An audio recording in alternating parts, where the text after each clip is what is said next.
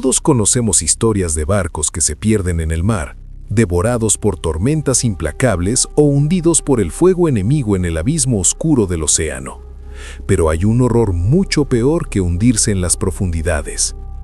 Imagina estar a bordo de un destructor de la marina, escuchar el zumbido ensordecedor de generadores experimentales, quedar ciego por una espesa niebla verde y antinatural, y despertar para descubrir que tu propio cuerpo se ha fusionado a nivel molecular con el acero del barco. No te ahogaste, no moriste, ahora eres parte de la máquina. Corría el año 1943. El mundo entero ardía en las llamas de la Segunda Guerra Mundial. En las gélidas aguas del Atlántico, los submarinos alemanes, los temidos U-boats, acechaban bajo las olas como depredadores invisibles. Estaban diezmando las flotas aliadas, hundiendo toneladas de suministros y enviando a miles de hombres a una tumba acuática. La desesperación en los altos mandos militares era palpable. Necesitaban una ventaja, necesitaban un milagro, o en su defecto, necesitaban desafiar las leyes de la física. En los oscuros y vigilados pasillos del astillero naval de Filadelfia, un grupo de las mentes más brillantes del planeta trabajaba en secreto absoluto. Los rumores susurran que los cimientos de este proyecto se basaban en la teoría del campo unificado de Albert Einstein, un intento de entrelazar las fuerzas del electromagnetismo y la gravedad. El objetivo sobre el papel parecía sacado de una novela de ciencia ficción: crear un campo electromagnético tan inmenso, tan denso, que pudiera curvar las ondas de radar e incluso la luz misma alrededor de un objeto. Querían hacer que un buque de guerra entero fuera completamente indetectable. Querían la invisibilidad. El conejillo de Indias elegido para esta colosal ambición fue el USS Eldridge, un destructor de escolta recién salido del astillero. Durante semanas, bajo el más estricto hermetismo, el barco fue equipado con toneladas de equipo altamente clasificado. Enormes generadores de energía, gigantescas bobinas magnéticas que se enroscaban en el vientre del barco como serpientes de cobre, y kilómetros de cableado complejo que conectaban cada sección del destructor a una consola central. La tripulación, un grupo de jóvenes marinos que apenas entendían la magnitud de lo que se estaba construyendo bajo sus pies, recibió órdenes estrictas de no hacer preguntas. Se les dijo que era un equipo para evadir minas magnéticas o quizás un nuevo tipo de radar. Ninguno de ellos sabía que estaban a punto de ser arrojados al borde de la realidad. La atmósfera en el astillero era densa, cargada de una electricidad que no solo provenía de las máquinas, sino del miedo y la anticipación de los científicos que observaban desde los muelles. Estaban a punto de jugar a ser dioses, a punto de rasgar el velo de nuestra dimensión sin tener la más mínima idea de lo que había al otro lado.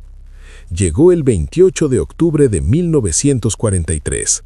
Una neblina natural y fría cubría el puerto de Filadelfia, mezclándose con el humo de las chimeneas industriales. El agua oscura y aceitosa golpeaba suavemente el casco gris del USS Eldridge. A bordo, los marinos ocupaban sus puestos, nerviosos, sintiendo vibrar las cubiertas de acero bajo sus botas. En el muelle, detrás de gruesos cristales de observación, los científicos y oficiales de alto rango dieron la orden final: activar los generadores. Al bajar los enormes interruptores, un zumbido profundo y grave nació en las entrañas del barco. No era un sonido normal de motores, era una vibración que se sentía en los empastes de los dientes, un zumbido que hacía temblar los huesos. El aire alrededor del destructor comenzó a cambiar. Los observadores notaron que la presión atmosférica cayó en picada. El olor metálico a ozono, el inconfundible aroma de un rayo a punto de caer, inundó los pulmones de todos los presentes. Los generadores alcanzaron su máxima potencia. El zumbido se convirtió en un aullido ensordecedor. Y entonces comenzó el fenómeno. El agua alrededor del casco del Eldridge empezó a hervir violentamente, burbujeando como si el océano mismo estuviera siendo cocinado desde abajo. De repente, una extraña luminiscencia brotó del agua. Una densa, brillante y antinatural niebla esmeralda comenzó a emanar del acero del barco. La niebla no se comportaba como un gas normal, parecía aferrarse al destructor, trepando por el casco, devorando las torretas de los cañones, tragándose el mástil. Los observadores en el muelle se cubrieron los ojos ante el resplandor. La niebla verde envolvió al barco por completo. El aullido electromagnético alcanzó un tono tan agudo que los cristales de los edificios cercanos amenazaron con estallar. Y en un abrir y cerrar de ojos, sin ningún sonido, sin ninguna explosión, el USS Eldridge desapareció. No fue que se volviera invisible al radar, no fue un simple truco óptico. El inmenso buque de guerra, de 1.200 toneladas de acero y con docenas de hombres a bordo, dejó de existir en nuestro plano físico. Donde un segundo antes había un destructor de la marina, ahora solo había un enorme agujero en el agua, un vacío que el océano se apresuró a llenar con un rugido, enviando olas que chocaron violentamente contra los muelles. El pánico estalló en el astillero. Los oficiales gritaban por las radios exigiendo informes. Los científicos miraban los dialos de sus instrumentos que giraban caóticamente sin ningún sentido. El barco se había esfumado. A cientos de kilómetros de allí, en la base naval de Norfolk, Virginia, sucedió lo imposible. Durante unos breves, caóticos y terroríficos minutos, un buque fantasma envuelto en una luz verdosa se materializó de la nada frente a las tripulaciones de los barcos anclados allí. Lo vieron flotar, irreal, como un espejismo proyectado desde el infierno, antes de desvanecerse tan rápido como había llegado. En Filadelfia, los científicos intentaban desesperadamente cortar la energía de los cables que aún conectaban el muelle con el vacío donde debía estar el barco. Minutos que parecieron siglos pasaron en total agonía. El aire seguía cargado de electricidad estática. Entonces, la misma niebla verde y enfermiza comenzó a condensarse sobre el agua agitada del puerto de Filadelfia. Un destello cegador de luz azul cruzó el cielo gris, y con el crujido desordecedor de 1.000 toneladas de metal distorsionándose a la vez, el USS Eldridge reapareció de golpe. Habían logrado traerlo de vuelta, habían triunfado, pero el silencio que emanaba del barco recién materializado heló la sangre de todos los presentes. No había vítores, no había movimiento en la cubierta, solo un silencio sepulcral roto únicamente por el siseo del vapor y un leve crujido del casco, como si el propio acero estuviera gimiendo de dolor. Un equipo de abordaje fuertemente armado y equipado con trajes de protección corrió hacia la pasarela del barco. Sus botas resonaron contra el metal frío de la cubierta. Lo primero que los golpeó no fue lo que vieron, sino lo que olieron. Un hedor insoportable de carne quemada, de ozono y de sangre hirviendo. Avanzaron por la cubierta principal con las armas en alto, pero no había ningún enemigo contra quien disparar.